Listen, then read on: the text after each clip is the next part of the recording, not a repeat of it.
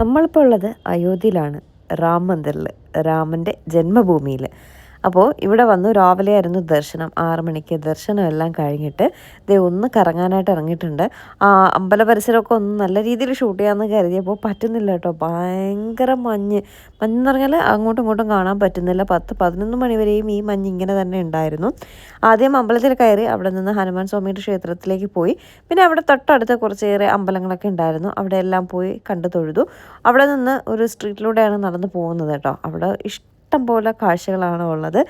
ഇതെന്തോ ഒരു ചെടിയുടെ പേര് പറഞ്ഞത്, വെള്ളത്തിലിട്ട് വെച്ചാൽ 10-12 മാസം അങ്ങനെ തന്നെ ഇരിക്കും എന്നാണ് പറഞ്ഞത്. ആദ്യം രാമനെ കണ്ട ശേഷം നേരെ ഹനുമാൻ സ്വാമിയുടെ അടുത്തേക്കാണ് പോയത്. നമ്മൾ പോയി തൊഴുതിട്ടാണ് ബാഗെല്ലാം എടുത്ത് വന്ന് വീഡിയോ എടുക്കാനായിട്ട് വീണ്ടും ഒന്നുകൂടെ വന്നത് കേട്ടോ. ഇവിടെ രണ്ടാമത് വന്നപ്പോൾ ഭയങ്കര തിരക്കാട്ടോ. ഞങ്ങൾ കയറിയപ്പോഴേക്ക് തിരക്കൊന്നും ഉണ്ടായിരുന്നില്ല. അത് കഴിഞ്ഞ് അവിടെ ഒരു പാർക്ക് കണ്ടായിരുന്നു. അവിടെ കയറിയപ്പോൾ ഇതിങ്ങനെ ഹനുമാൻ സ്വാമി മലയൊക്കെ ചുമന്ന് നിൽക്കുന്നത് കണ്ടായിരുന്നു. അതിനകത്തോടെ നടന്നപ്പോൾ വേറൊരു അമ്പലം കണ്ടായിരുന്നു. അത് 500 വർഷത്തിലേറെ പഴക്കമുള്ള ഒരു അമ്പലം എന്നാണ് പറഞ്ഞത് കേട്ടോ. ഈ പരിസരത്തിൽ ആ റൂട്ടിൽ തന്നെ ഒരു 1 കിലോമീറ്റർ ചുറ്റളവിൽ ഇവിടുത്തെ പ്രധാനപ്പെട്ട അമ്പലങ്ങൾ കുറച്ചേറെ ഉണ്ട്. കുറച്ചേറെ എന്ന് പറഞ്ഞാൽ അങ്ങനെയല്ല, ഏറ്റവും പ്രധാനപ്പെട്ടത് ഹനുമാൻ സ്വാമിയുടെ അമ്പലമാണ്.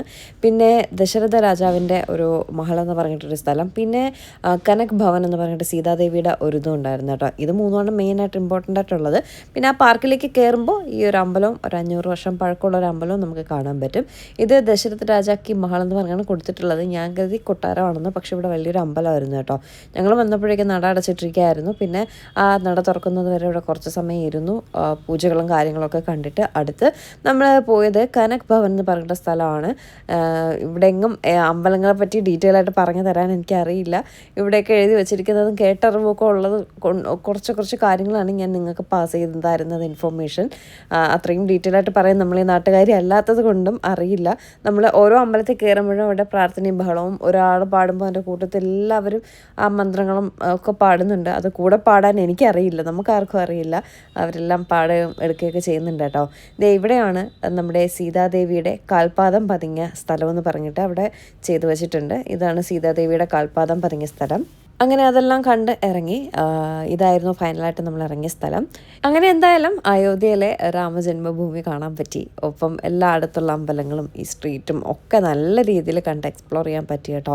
മഞ്ഞ് മാത്രമായിരുന്നു ഒരു പ്രശ്നം, തണുപ്പ് അധികം ഉണ്ടായിരുന്നില്ല. ഭയങ്കരമായിട്ട് മൂടൽ മഞ്ഞ് പോലെ അടുത്തടുത്ത് ആരെയും കാണാൻ പറ്റാത്ത അത്രയും മഞ്ഞുണ്ടായിരുന്നു കേട്ടോ. ഉച്ചയായപ്പോഴേക്കും നമ്മുടെ പരിപാടികളെല്ലാം കഴിഞ്ഞിട്ട് നേരെ റൂമിലേക്ക് പോയി ഏട്ടനൊരു ഫ്രൈഡ് റൈസും ഞങ്ങളൊരു നൂഡിൽസും വാങ്ങി കഴിച്ചു. അപ്പോൾ അയോധ്യയിലെ വിശേഷം ഇത്രയേ ഉള്ളൂ. ഇതിവിടെ കഴിയുക കേട്ടോ.